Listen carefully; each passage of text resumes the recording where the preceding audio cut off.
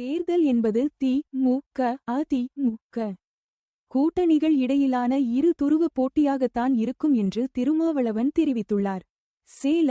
சேலம் மாவட்டம் செந்தாரப்பட்டியில் தந்தை தொல்காப்பியரின் மணிமண்டப கட்டுமான பணிகளை விடுதலைச் சிறுத்தைகள் கட்சியின் தலைவர் திருமாவளவன் பார்வையிட்டார்.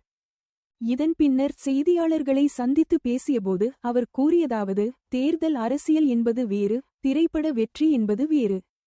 திரைப்படத்தில் வெற்றி பெற்றவர்கள் எல்லாம் தேர்தல் அரசியலில் வெற்றி பெறுவார்கள் என்று சொல்ல முடியாது. அவர்கள் வெற்றி பெறுவோம் என்று யூகமாக சொல்வது போல் வெற்றி பெறமாட்டார்கள் என்று நாம் யூகமாக சொல்ல விரும்பவில்லை. மக்கள் பார்த்துக் கொள்வார்கள். கூட்டணிகள் உருவானாலும் தேர்தல் என்பது தி.மு.க. தலைமையிலான கூட்டணிக்கும் அதிமுக தலைமையிலான கூட்டணிக்கும் இடையிலான இரு துருவ போட்டியாகத்தான் இருக்கும். அதிமுக சார்பில் நடைபெறும் பிரச்சார சுற்றுப்பயணத்திற்கு எனது வாழ்த்துக்களை தெரிவித்துக் கொள்கிறேன். இவ்வாறு அவர் தெரிவித்தார்.